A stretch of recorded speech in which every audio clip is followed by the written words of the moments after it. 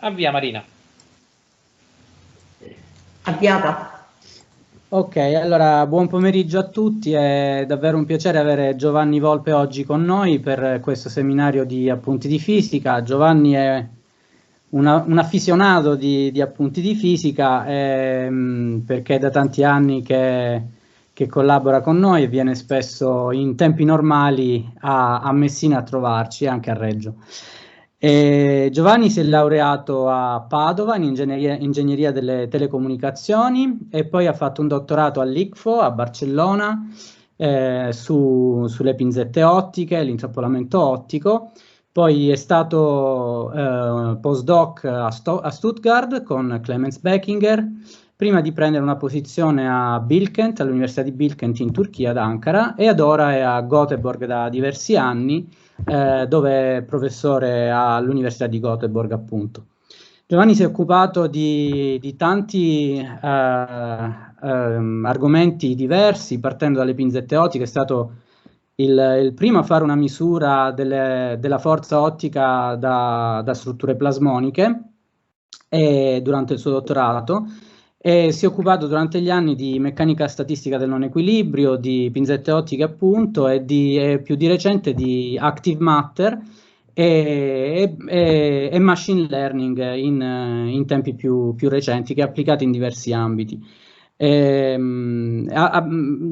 Rilevante il fatto che ha preso 2 ERC, uno starting e uno consolidator, non da poco, è anche estremamente attivo nell'outreach, quindi è stato anche OS Ambassador, è un senior member della Optical Society of America ed ha sempre svolto sempre stato di forte stimolo verso le iniziative per studenti e giovani, e infatti è grazie a lui che anche a Messina abbiamo fatto partire il progetto EPS Young Minds e OSA Student Chapter. E quindi siamo davvero felici che lui abbia accettato anche di fare questo webinar per noi appunto dal titolo Machine Learning Against Disease Spreading. Grazie Giovanni, siamo sempre contenti di sentirti. A te la parola. Allora, grazie a voi di avermi invitato, grazie a Onofrio ovviamente, anche a Antonella. Farò la presentazione in inglese perché, come dicevo prima, non ho il vocabolario in italiano per presentare, però potete interrompermi in qualunque momento se avete domande, posso ovviamente rispondere in italiano se è più semplice per qualcuno nell'audience. Quindi adesso passo all'inglese. And what I will present is actually a project that we have recently done together with Onofrio. And of course, inspired by the recent events, which I don't need to refer to, we thought about working a bit on disease spreading and seeing how machine learning can be used to do something about it. So this is a work done, as I said, in collaboration with Onofrio, and mostly done by one of my PhD students, Laura Natali, who is a PhD student in a network, Marie Curie network that we have together with various groups, including the group in Messina. So David Bronte is actually the ESR in Messina. Okay, so machine learning against disease spreading. So let's start by speaking about disease spreading. I'm not going to go into any recent events. I'm going to go to the oldest model, the archetypal model for disease spreading, which is the so-called SIR model, or SIR model, as you want to pronounce it. And this is a very simple model. So it's a model in which there are agents which can be in 3 different states: susceptible, infected or infectious, and recovered. So the idea is this. So you have agents, think of people, and by default, these people will be all healthy, but susceptible to get the disease. And this susceptibility is measured by a transition probability beta, which makes them switch from susceptible to infectious. So let's say at each time step, there is this probability beta for each susceptible one to transform itself into an infected one if this agent is in contact with an infected agent, obviously. Then, over time, infected agents can recover. And this is done with, this happens with a probability gamma. So at each time step, infected agents can recover. And if they are recovered, then they are immunized against the disease. So this is really the grandfather of all epidemiological models invented in the first half of the 20th century. Then it has many nice properties. It can be solved analytically, so people can do a lot of things with this. It can, of course, be solved numerically as well. So just to see it in action, here it's a simulation. I will run it in a moment, but you see that in this simulation we have a lot of agents. So you see here each gray dot on this arena, it's one agent. And here you see a zoomed in version of this arena. And at the moment they are all susceptible. If you have very good eyesight, you will see that a few of them are actually infected. So we have seeded an infection in this arena, and we want to see how it evolves. Here you see that we will see the evolution of these three populations, SIR, as a function of time. And now I will run the simulation, and you see what happens. So you see that here we are in the first phases, the so-called exponential phase of the disease spreading. And you see that a lot of individuals get infected. So you see that the number of infected goes up, the number of susceptible individuals goes down, and at some point, with some delay, also many individuals start to recover from the infection, this black line. And you see that as time passes, you reach a tipping point where so many people got already infected and recovered that the disease starts to wear out. So if you wait long enough, obviously all the population will be recovered and the disease will not have any new persons or agents to infect. Okay, so this is a simple, very, very simple simulation of the most standard model for disease spreading. There is one small change that we made to this model. In the original model, all agents are in a square and don't move from there. If you look carefully, I will run it again. You see that our agents move around, so they can move around their initial position. So this is to emulate what in reality would be the mobility of agents. A person goes back and forth from work or from school, so this is mobility. So this agent will overlap with different agents as it moves through the arena. Okay, so here we have a nice model for disease spreading. And the question now is, obviously, how can we prevent disease spreading? Here it would be wonderful to be in person, because then I could actually ask and see if people want to answer. What's the best way, and you all know that, to prevent disease spreading? And it would be nice to have an answer if anyone feels brave enough to answer. Onofrio. No, lockdown. Exactly. Absolute lockdown. So if you have a total lockdown, what does it mean, total lockdown? Means that you can find out, well, you lock down everyone, whether they are infected or not. You don't need to measure anything. You don't need to test anyone. You tell everyone, don't move. And don't move for a time long enough for the disease to wear out, so that for the few individuals that are sick at the beginning to recover. So if you do that, you see what happens. Well, you see that, before the lockdown happens, which is at this dashed line, there is a little bit of exponential increase of the disease. But then as soon as the lockdown, real lockdown, absolute lockdown happens, the disease wears out very, very quickly and fades away. So this is the best solution if you want to control a disease and prevent it. But we all know by now that this only works in some situations. And I will say only in Eastern Asia, like work pretty well in Taiwan, China, didn't work in the rest of the world. So what can we do then? The reason why it doesn't work, it's obvious. Again, does anyone want to suggest something? Why a total lockdown doesn't work in practice? Because it has some cost in terms of societal. an economic cost that people are just not willing to bear unless they're forced to externally. So this doesn't happen. So in practice, what can we do instead of a complete lockdown? Again, everyone has 1 year of practice, so you know what is the alternative. Anyone wants to suggest something? I think. Okay, yeah, sorry. Giacomo, there is someone who wants. Giacomo Fiumara, please. Yeah, thanks. Maybe stopping most connected people from going around. Exactly. So you want to do what has been called contact tracing, or so you have to find out who got in touch, who has been in touch with infected people, and lock them down. What is the advantage of this approach? Anyone? A lower economical cost.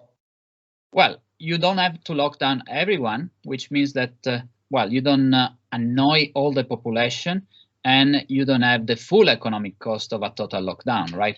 So if you do that, we can have a partial lockdown, which is obviously predicated on the fact that you must be able to test people, find out which ones are infected, and lock down around these people that have been in contact with them. So basically, you need testing and you need contact tracing for doing that. So let's make a simulation in which we have this. So now again, we have these initial seeds of the disease, and we do testing and local lockdown. And you see what happens. Up to a certain point, it's pretty nice. You see that? So before we start testing and tracing the infected individuals, well, the disease grows exponentially.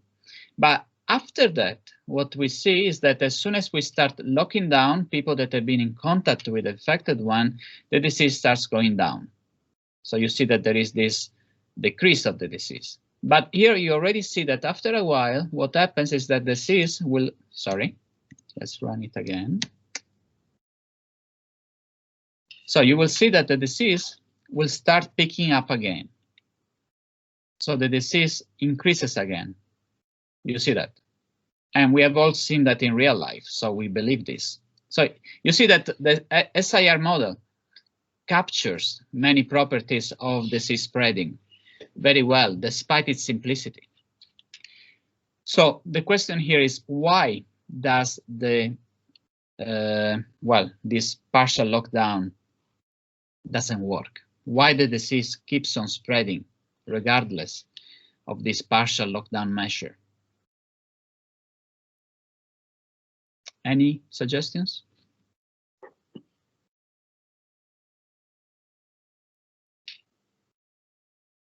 So what are the problems with the partial lockdown? Why doesn't it work? Any suggestions? One of you? Well, I guess mobility. Oh, maybe there is someone else. Maria Grazia, vai. Perhaps because there is some people moving in any case, or perhaps errors in tracing, in testing. I don't know. Exactly. So here you have the 2 points, essentially. One is that this will work if we can test everyone all the time, which is not feasible, especially in the first stages of a new epidemics, because there is just not enough, well, just a second. It says, does my video work? No. Yes, you can see. I just got a message that it was not working. But anyway, so if it's working, it's fine. So 2 points, as you mentioned. First, we would have perfect and absolute testing of everyone, all the time, which is not possible early in an epidemics because tests might be few and not precise enough.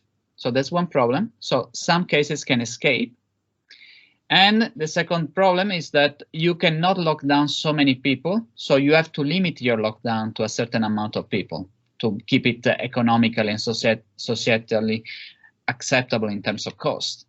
So you don't have all the benefits of the lockdown. So at some point, some cases escape and they will infect the general population that is not locked down, and the disease is back. So well, that's why it fails essentially. Okay, so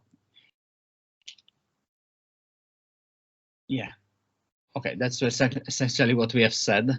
And here, this is essentially the same simulation. We make only one difference.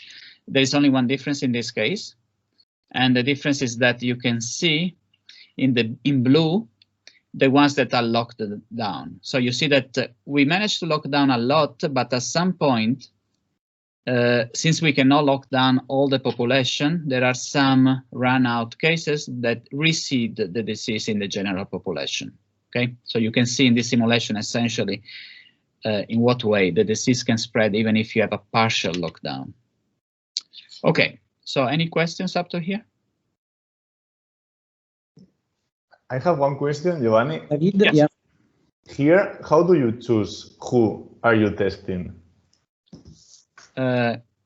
Yes, so okay, I didn't want to go into all the tests, but it's a good question. So what we did is the following. So we have a population and we have one additional factor, which is we give to each agent a temperature, which is very broad. So imagine that it's like for healthy agents, 35 plus minus 2, and for diseased agent, 35.5 plus minus 2. So it's really a broad Gaussian distribution that overlaps between diseased and healthy agents. And basically, we test the ones that have the highest temperature. Okay. With contact tracing, you can obviously, so basically the idea is this: you try, if you have a limited number of tests, which is what we assume here. So we assume that we can test like 1% of the population at each time step or something like that. I don't remember the exact numbers, so, but it's that order of magnitude. So it's a very small percentage of the population. So you have to choose very carefully whom you test. Okay. So you start by testing the ones that have the highest degree of symptoms. And that's good enough because you see that just to clarify, that's what we do here. And you can see in the simulation that it works well. In the sense we managed to block the spreading at the beginning. The problem is not the testing. It's really the fact that we cannot block more than a certain percentage of the population, like 20%, if I remember correctly. Okay. Okay. Okay. But it's a very good point. And of course, then there are many questions here. For example, if you do contact tracing, which will become relevant later, so it's worth mentioning them. Well, first of all, whom you test? That's a very good question. Second question is, even if you do contact tracing, how long in the past it's a contact relevant? If you had a contact with a person that is infected today, is it relevant that you had a contact today, yesterday, the day before? It's not known a priori, especially with a new disease, when the infection might have occurred. How much contact you should have had? How many infected people should we have contacted? You see, there are all these questions that need to be answered if you want to implement any contact tracing strategy. Is this clear? Any questions? Any questions about anything so far? Because now we will switch to what we propose with the neural networks. So I would like to be sure that everything up to here is completely clear and no doubts. Okay, so we can move to the real question, and the question is whom should we test and isolate? Since we have a limited number of tests we can do and a limited number of people that we can isolate, whom should we test and isolate? So exactly the question that was asked. And what we thought is, well, we have data. So as we start seeing the spread of the disease, we accumulate data about people that have been tested, and we know that they are healthy or unhealthy. And we also have data about, we can collect data about whom these people have been in touch with, and we can build a database essentially. Here, you don't really need to read these values, but the idea here is that you have information about contact tracing. So for each person, you know well, the history of the temperature of that person, you know, the history of the people that this person has met, how many of these were confirmed infection at a certain date, and so on. Okay, so you can collect all this data. Now, I said temperature, but we don't really use it with the neural network. The neural network is really focused only on using data from contact tracing. So it doesn't use the temperature, because if not one obvious, we didn't do that for a very simple reason. Of course, if you give also the symptoms, the neural network can predict even better. But we wanted to avoid any doubt about the fact that it's using information about the contact tracing, not about the symptoms. So the idea then is the following. So you have a neural network, which is, well, it's essentially a regression algorithm, very complicated way of doing a regression, where we give all these inputs that we collect from each individual in the population, and we ask to predict, to tell us whether, given all this information, a certain agent is, well, should be, well, to predict on a scale from 0 to 1, whether this agent is, we can expect this agent to be sick. Okay, so 0 will mean non-sick, and 1 will mean certainly sick, almost certainly for the neural network, obviously. So what do we do with this output of the neural network? Well, we decide what to do with the people based on the values we get from the neural network. So if the neural network tells us that from 0 to gives a value between 0 and 0.5, we say this individual is safe, most likely is not sick. If the neural network gives us a value very close to 1, and you see that this is between 0.995 and 1, then we isolate it. We don't even test the individual. We don't waste a test on someone that is almost for sure sick. We just isolate this individual. And then what the individuals we test are the ones in this range, between 0.5 and 0.995.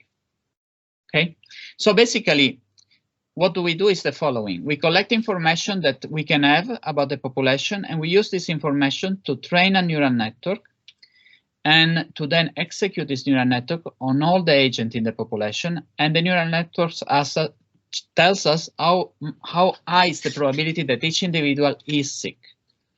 Given this probability, we then decide what to do. Isolate, test, or just let this person free to move. Is this clear? This is probably the most difficult slide of all the presentation.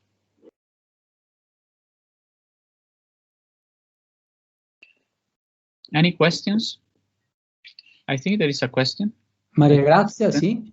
Yeah, just to understand. So a person that has a probability 0.49 is safe, but a person that has a probability 0.51 has to be tested, but the difference is very small. Sure, and yeah, you are completely right. It's a very small difference. One more, there are two details here that I would like to clarify. I spoke of probability because it's more intuitive. This is not really a probability, just the output of the neural network.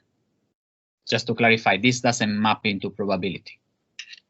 It just something similar. Intuitively, you can think of a probability, but it's not really a probability.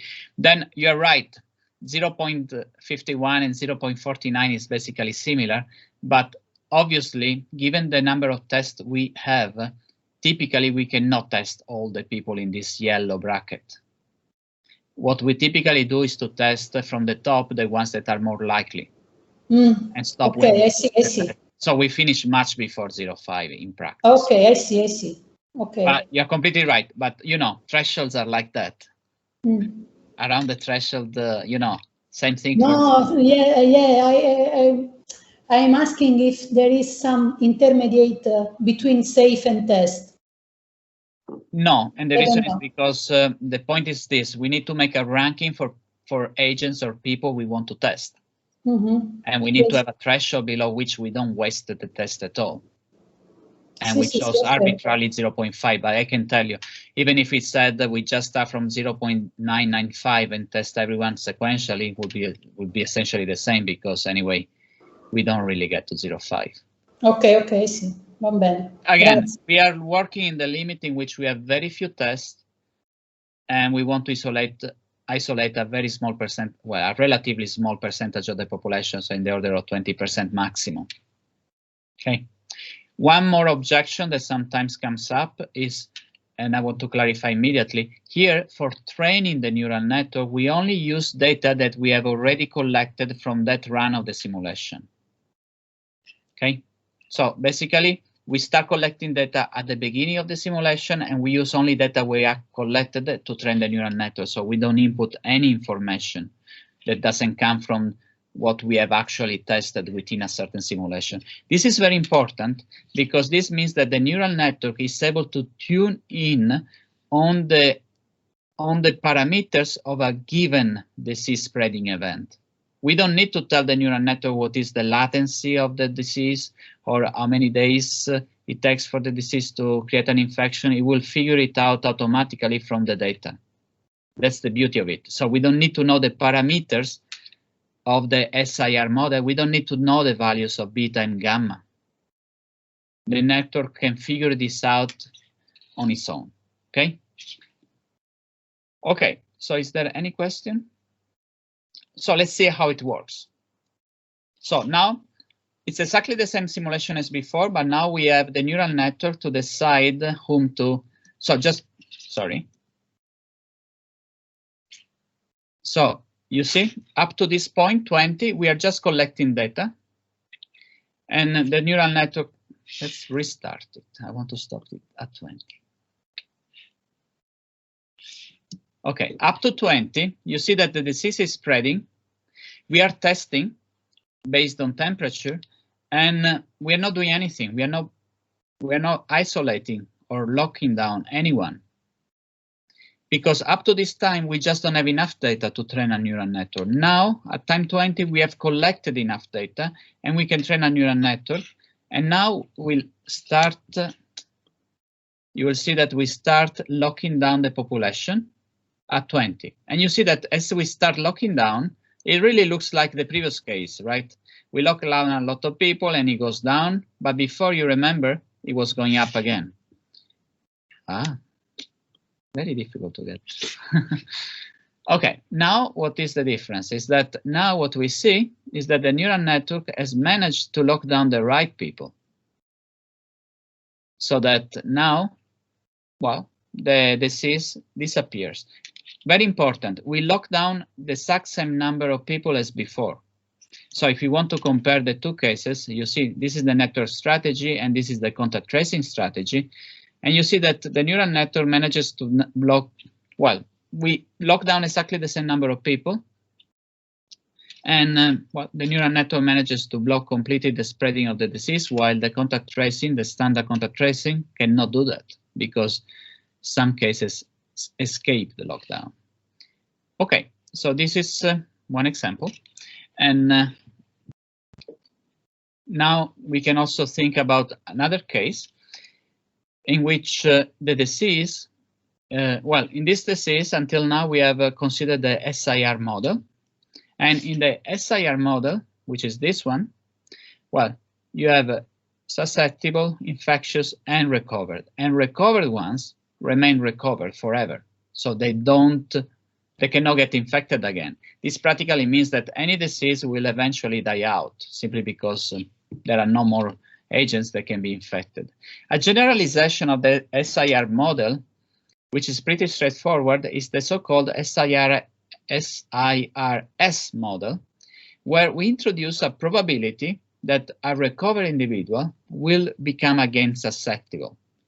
Just to clarify, this is the typical case with common cold and flu and so on, where you can get it year after year because your immunity doesn't last forever. So this is a more adequate model to represent this case where a disease can be caught multiple times. And really, the only modification is that now we have this probability, transition probability from R to S, so that recovered individuals can be infected again. Okay, so now we are considering this model. This is the model that, that describes typical endemic diseases, which are endemic in a given population. So here we see a simulation of this SIRS model, and you will see that now what happens. Well, what happens is that the black line at some point saturates, and the orange line of infected reaches a kind of steady state. So if we run this simulation forever, we will have this line saturating at around a certain value and stabilizing there, because individuals keep on going back into the general population, becoming again susceptible, and therefore getting again a chance to get infected by the disease. Okay, so this is this model. So we decide to consider also this case because it's obviously relevant, and the question is, how can a neural network help by testing the right people and locking down the right people, help in eradicating an endemic disease? And so we made essentially the same kind of network trained on this new system.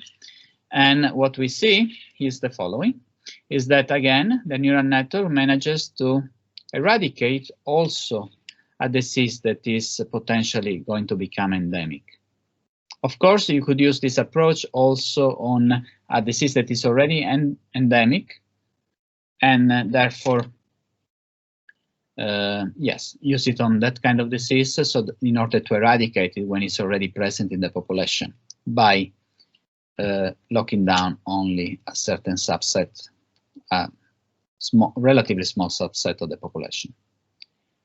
Okay, so this again is the comparison between the contact tracing and the network strategy, and you see the difference, and you see that it gets much better.